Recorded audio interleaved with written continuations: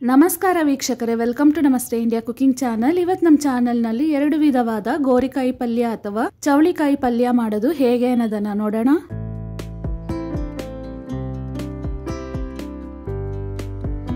ಎರಡು ವಿಧವಾದ ಪಲ್ಯ ಮಾಡೋದಕ್ಕೆ ಅರ್ಧ ಕೆಜಿ ಗೋರಿಕಾಯಿಯನ್ನ ತಗೊಂಡಿದ್ದೀನಿ.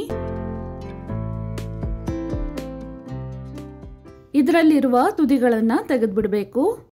ಮಧ್ಯದಲ್ಲಿ ಈ ರೀತಿ ಮುರಿಬೇಕು. ಕಾಯಿ ಎಳೆದಾಗಿದ್ರೆ ನಾರು ಇರೋದಿಲ್ಲ. ಸ್ವಲ್ಪ ಈ ರೀತಿ ಬಲ್ತಿದ್ರೆ ಮಧ್ಯದಲ್ಲಿ ಮುರಿದಾಗ ನಾರು ಇರುತ್ತೆ, ಅದನ್ನ ತೆಗೆದುಬಿಡಬೇಕು. ಗೋರಿಕಾಯಿಯನ್ನ ತೊಳೆದ್ಬಿಟ್ಟು ಕಾಲ್ ಕೆಜಿ ಸಪರೇಟ್ ಆಗಿ ತಗೊಂಡಿದ್ದೀನಿ. 1/4 ಕೆಜಿ ಗೋರಿಕಾಯಿಯನ್ನ 3/4 ಇಂಚು ಉದ್ದಕ್ಕೆ ಕಟ್ ಮಾಡಿಟ್ಕೊಂಡಿದ್ದೀನಿ. ಮೊದಲಿಗೆ ಇದರಿಂದ ಪಲ್ಯವನ್ನ ಮಾಡ್ಕೊಳ್ಳೋಣ. 100 ಗ್ರಾಂ ಕಡಲೆಕಾಯಿ ಬೀಜ, ಸ್ವಲ್ಪ ಕೊತ್ತಂಬರಿ ಸೊಪ್ಪು, 1 ಕಡ್ಡಿ ಕರಿಬೇವಿನ ಸೊಪ್ಪು, 1 ದೊಡ್ಡದಾದ ಈರುಳ್ಳಿ, 1 ಬೆಳ್ಳುಳ್ಳಿಯನ್ನ ಜಜ್ಜಿಟ್ಕೊಂಡಿದ್ದೀನಿ, 6 ಗುಂಟೂರು ಒಣಮೆಣಸಿನಕಾಯಿ. ಮೊದಲಿಗೆ ಒಂದು ಪ್ಯಾನ್ನಲ್ಲಿ ಕಡಲೆಕಾಯಿ ಬೀಜವನ್ನು ಹಾಕಿ ಹುರ್ಕೊಳ್ತಾ ಇದ್ದೀನಿ. ಕಡಲೆಕಾಯಿ ಬೀಜ ಸ್ವಲ್ಪ ಫ್ರೈ ಆದಮೇಲೆ ಗುಂಟೂರು ಒಣಮೆಣಸಿನಕಾಯಿಯನ್ನ ಹಾಕ್ತಾ ಇದ್ದೀನಿ. ಇವೆರಡು ಕಂದು ಬಣ್ಣಕ್ಕೆ ಬರೋವರೆಗೂ ಸ್ಟವ್ ಅನ್ನ ಮೀಡಿಯಂ ಫ್ಲೇಮ್ನಲ್ಲೇ ಇಟ್ಟು ಹುರ್ಕೊಬೇಕು. ಇವಾಗ ಆಗಿದೆ, ಇದನ್ನ ತಣ್ಣಕ್ಕಾಗಕ್ಕೆ ಇಡ್ತಾ ಇದ್ದೀನಿ. ತಣ್ಣಕ್ಕಾದ್ಮೇಲೆ ಕಡಲೆಕಾಯಿ ಬೀಜದ ಸಿಪ್ಪೆಯನ್ನ ತೆಗೆದ್ಬಿಟ್ಟು ಇವೆರಡನ್ನ ಒಂದು ಮಿಕ್ಸಿ ಜಾರ್ನಲ್ಲಿ ಹಾಕಿ ನುಣ್ಣಕ್ಕೆ ಪುಡಿ ಮಾಡ್ಕೊಬೇಕು. ಇವಾಗ ಆಗಿದೆ, ಇದನ್ನ ಒಂದ್ ಕಡೆ ಹಾಗೇನೆ ಇಡ್ತಾ ಇದ್ದೀನಿ. ಒಂದು ಬಾಣಲೆಯಲ್ಲಿ 50 ml ಅಷ್ಟು ಎಣ್ಣೆಯನ್ನ ಹಾಕ್ತಾ ಇದ್ದೀನಿ.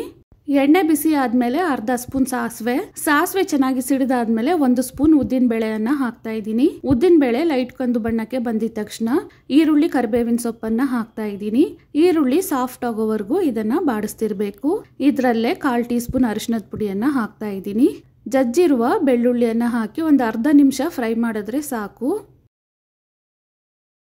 ಇವಾಗ ಕಟ್ ಮಾಡಿರುವ ಗೋರಿಕಾಯಿ ಅಥವಾ ಚವಳಿಕಾಯಿಯನ್ನ ಹಾಕ್ತಾ ಇದ್ದೀನಿ. ಅರ್ಧ ಸ್ಪೂನ್ ಉಪ್ಪು ಮತ್ತು ಅರ್ಧ ಸ್ಪೂನ್ ಅಚ್ಚ ಖಾರದ ಪುಡಿ ಮತ್ತು ಧನಿಯಾ ಪುಡಿಯ ಮಿಶ್ರಣವನ್ನ ಹಾಕ್ತಾ ಇದ್ದೀನಿ. ಇದನ್ನ 1 ನಿಮಿಷದವರೆಗೂ ಹಾಗೆ ಬಾಡಿಸ್ಕೊಬೇಕು. ತರಕಾರಿ ಬೇಯೋದಿಕ್ಕೆ ಬೇಕಾಗುವಷ್ಟು ನೀರನ್ನ ಹಾಕ್ತಾ ಇದ್ದೀನಿ. ಅಂದಾಜಿಗೆ 200 ml ಅಷ್ಟಿದೆ. ಒಂದು ತಟ್ಟೆಯನ್ನ ಹಾಕಿ ಮುಚ್ಚಿಟ್ಟು ಗೋರಿಕಾಯಿಯನ್ನ ಚೆನ್ನಾಗಿ ಬೇಯಿಸ್ಕೊಬೇಕು.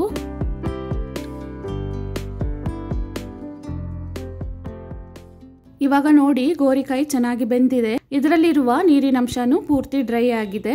ಇವಾಗ ಹುರಿದು ಪುಡಿ ಮಾಡಿರುವ ಕಡಲೆಕಾಯಿ ಬೀಜ ಮತ್ತು ಒಣಮೆಣಸಿನಕಾಯಿನ ಮಿಶ್ರಣವನ್ನ ಹಾಕ್ತಾ ಇದ್ದೀನಿ. ಇದ್ರ ಜೊತೆಗೇನೆ ಕಟ್ ಮಾಡಿರುವ ಕೊತ್ತಂಬರಿ ಸೊಪ್ಪನ್ನ ಹಾಕಿ ಒಂದ್ಸಲ ಚೆನ್ನಾಗಿ ಮಿಕ್ಸ್ ಮಾಡಿ ಸ್ಟವ್ ಅನ್ನ ಆಫ್ ಮಾಡಬೇಕು. ಒಂದ್ ವೇಳೆ ಗೋರಿಕಾಯಿ ಚೆನ್ನಾಗಿ ಬೆಂದು ನೀರೇನಾದ್ರೂ ಉಳಿದಿದ್ರೆ ನೀರನ್ನ ಪೂರ್ತಿ ಡ್ರೈ ಮಾಡಿನೇ ಕಡಲೆಕಾಯಿ ಬೀಜದ ಪುಡಿಯನ್ನ ಹಾಕೊಬೇಕು. ಇವಾಗ ನೋಡಿ, ಒಂದು ವಿಧವಾದ ಚವಳಿಕಾಯಿ ಪಲ್ಯ ರೆಡಿಯಾಗಿದೆ. ಇದಾದ್ಮೇಲೆ ಎರಡನೇ ರೀತಿಯ ಪಲ್ಯವನ್ನ ಮಾಡ್ಕೊಳ್ಳೋಣ. 1 ಮುಷ್ಟಿಯಷ್ಟು ಹೆಸರು ಕಾಳನ್ನ ರಾತ್ರಿನೇ ನೀರಲ್ಲಿ ನೆನೆಸಿಟ್ಟಿದ್ದೀನಿ. ಇದನ್ನ 2 ಬಾರಿ ತೊಳೆದು ಒಂದು ಪಾತ್ರೆಯಲ್ಲಿ ಹಾಕಿ ನೀರನ್ನ ಸೇರಿಸಿ 1 ಚಿಟಿಕೆ ಉಪ್ಪನ್ನ ಹಾಕಿ 3/4 ಭಾಗ ಬೇಯಿಸಿ ನೀರಿಂದ ತೆಗೆದ್ಬಿಟ್ಟಿದ್ದೀನಿ. ಕಟ್ ಮಾಡಿರುವ 1 ದೊಡ್ಡ ಸೈಜ್ನ ಈರುಳ್ಳಿ, 1 ಮೀಡಿಯಂ ಸೈಜ್ನ ನಾಟಿ ಟೊಮೆಟೊ, 1 ಕಡ್ಡಿ ಕರಿಬೇವಿನ ಸೊಪ್ಪು, ಸ್ವಲ್ಪ ಕೊತ್ತಂಬರಿ ಸೊಪ್ಪು, ತುರಿದ ತೆಂಗಿನಕಾಯಿ ಸ್ವಲ್ಪ, 1 ಸ್ಪೂನ್ ಅಷ್ಟು ಶುಂಠಿ ಬೆಳ್ಳುಳ್ಳಿ ಪೇಸ್ಟ್ ಮತ್ತು ಸಣ್ಣದಾಗಿ ಕಟ್ ಮಾಡಿರುವ ಗೋರಿಕಾಯಿ 1/4 ಕೆಜಿ. ಒಂದು ಬಾಣಲೆಯಲ್ಲಿ 50 ml ಅಷ್ಟು ಎಣ್ಣೆಯನ್ನ ಹಾಕ್ತಾ ಇದ್ದೀನಿ. ಎಣ್ಣೆ ಚೆನ್ನಾಗಿ ಬಿಸಿ ಆದ್ಮೇಲೆ ಅರ್ಧ ಸ್ಪೂನ್ ಸಾಸಿವೆ ಚೆನ್ನಾಗಿ ಸಿಡಿದಾದ್ಮೇಲೆ ಈರುಳ್ಳಿ ಕರಿಬೇವಿನ ಸೊಪ್ಪನ್ನ ಹಾಕ್ತಾ ಇದ್ದೀನಿ.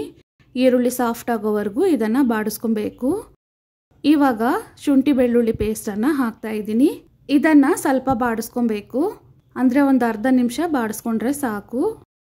ಇದಾದ್ಮೇಲೆ ಕಟ್ ಮಾಡಿರುವ ನಾಟಿ ಟೊಮೆಟೊವನ್ನ ಹಾಕ್ತಾ ಇದ್ದೀನಿ.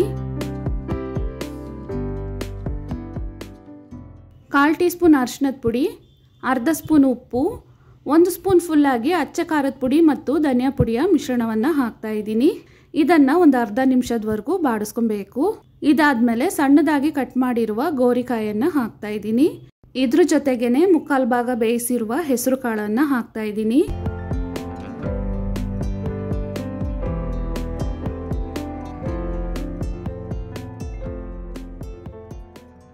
ಗೋರಿಕಾಯಿ ಬೇಯೋದಕ್ಕೆ ಬೇಕಾಗುವಷ್ಟು ನೀರನ್ನ ಹಾಕ್ತಾ ಇದ್ದೀನಿ. ಅಂದಾಜಿಗೆ 200 ml ಅಷ್ಟಿದೆ.